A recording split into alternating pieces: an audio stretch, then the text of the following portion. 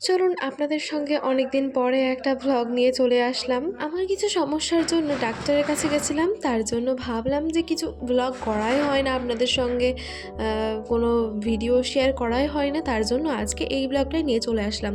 ছোট, ছোট কিছু ক্লিপ নিয়ে রেখেছিলাম। ডাক্তারের কাছে যখন যাই সেই ভিডিওটা নিয়ে চলে আসলাম। আর মা হচ্ছে যে করেছিল মাংসের টিক্কা করেছিল, আর হচ্ছে যে করেছিল, চপ করেছিল। তো আমি ভাবলাম যে আপনাদের সঙ্গে রেসিপিটিও শেয়ার করে ফেলি আর ভ্লগটা পুরোটাই শেয়ার করে ফেলি।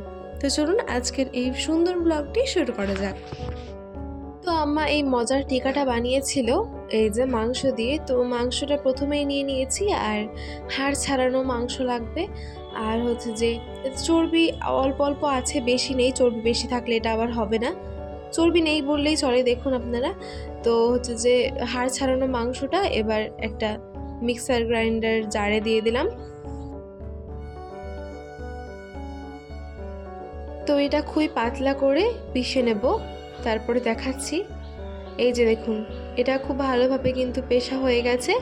এটা আপনারা চাইলে শিলনোড়াতেও বেটে নিতে পারেন, কোনো সমস্যা নেই। কিন্তু এটাতে করলে কি হবে, এটা খাটনিটা কম হবে, এটাই যা। তো দেখুন নিয়ে নিয়েছি। এরকমভাবে সমস্তটাই ভালোভাবে গ্রাইন্ড করে নেব। এই মুহূর্তে কাজটা কমপ্লিট। এবার এখানে নিয়ে নিয়েছি লবণ, হলুদ গুঁড়ো, আদা রসুন বাটা আর মিক্সড মশলা। এই কটা মশলা দিলেই হয়ে যাবে। তো দেখুন পুরোটাই দিয়ে দিলাম। এবার এটা ভালোভাবে মিশিয়ে নেব। আর এইদিকে দেখুন চুলোতে আমি বসিয়ে দিয়েছি হচ্ছে যে পেঁয়াজের বেরেস্তা করে নিয়েছিলাম, ওটা আর দেখায়নি। তেল দিয়ে পেঁয়াজটা ভেজে নিয়ে সেটা এর মধ্যে দিয়ে দিলাম। এতে স্বাদটা বেশ ভালো আসে। আপনারা এরকমভাবে কিন্তু করতে পারেন, একদম দোকানের মতোই খেতে হয় আর খুবই ভালো হয়। দোকানে তো মাংস থাকেই না বললেই চলে, সব কী সব দিয়ে করে। তো যাই হোক, ওই সব বাড়িতে যদি এইভাবে বানিয়ে খাওয়া যায় তাহলে স্বাদটাই যেন আলাদা হয়ে থাকে। তো এটা এবার ভালোভাবে মাখাবো। তার আগে প্রথমে দিয়ে দেব বেসন।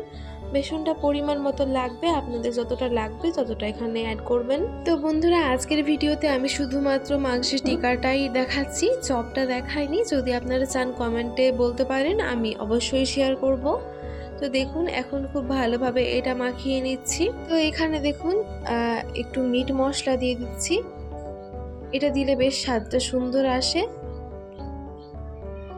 তো এখানে আরও একটু দিয়ে দিচ্ছি চিনি। চিনিটা অল্প একটু দিলেই হবে। তো সেটা দিয়ে দেওয়ার পরে আবারও ভালো করে মিশিয়ে নিচ্ছি। তো এই মুহূর্তে দেখুন এটা কিন্তু খুব ভালোভাবে করে নেওয়া হয়ে গেছে। আমি গিয়েছিলাম স্কুলে, আর স্কুলে যাওয়ার পরে আমার আম্মা এটা করেছিল, আর আমি টিকাটা খেতে খুবই ভালোবাসি তার জন্য করেছিল। আর মা ভিডিওটা একা একাই করেছিল, তার জন্য স্ট্যান্ডে না রেখে হাতে করেছিল, সময় ছিল না তো তার জন্য। তো তার জন্য একটু ক্যামেরাটা হিলে গেছে, কিন্তু কিছু ব্যাপার না। তো হচ্ছে যে এই গোল গোল করে নিয়েছি। এভাবে আপনারা গোলও করতে পারেন, একটু চ্যাপ্টাভাবেও করতে পারেন, কোনো সমস্যা নেই। তো দেখুন খুব সুন্দরভাবে টিকার সাইজ দেওয়া হয়ে গেছে। এবার এখানে একটা কড়াইতে দিয়ে দিয়েছি সাদা তেল গরম করতে। তেলটা ভালোভাবে গরম হয়ে গেলে এর মধ্যে এক এক করে টিকাগুলো ছেড়ে দিতে হবে।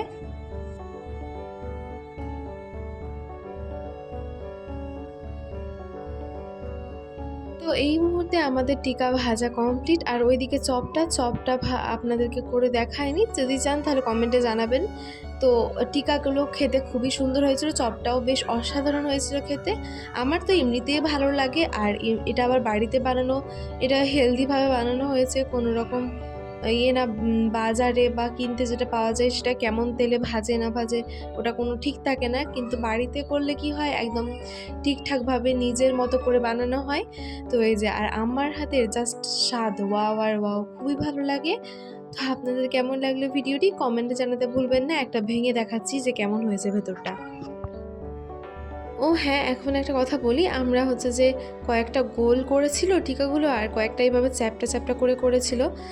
তো গোলগুলো ওই দিকে আছে, ওই যে দেখতে পাচ্ছেন। তো যাই হোক, গোল আর চ্যাপ্টা দুটোই করেছিল। তো আমি ভেঙে দেখিয়ে দিলাম, খুব সুন্দর হয়েছিল। তো ওইগুলো খাওয়া দাওয়া করে নিয়ে তারপরে আমরা বেরিয়ে পড়েছিলাম ডাক্তারের কাছে।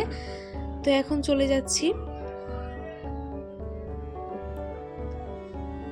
তো প্রথমেই টোটোর জন্য আগে বলে দিই কে কে গেছিলো, আমার নানি, আম্মা আর আমরা 3 জন গিয়েছিলাম। তো টোটোর জন্য অপেক্ষা করছিলাম, টোটো চলে আসলো, টোটোতে উঠে গেলাম, দেন এবার রওনা দিয়ে দিয়েছি।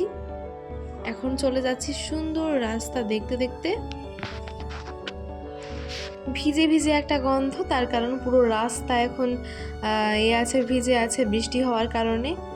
আর এই ব্রিজটা দিয়ে যখন যায় কি যে ভালো লাগে বিশ্বাস করেন, এই ব্রিজ দিয়ে যাওয়ার সময় খুবই ভালো লাগে।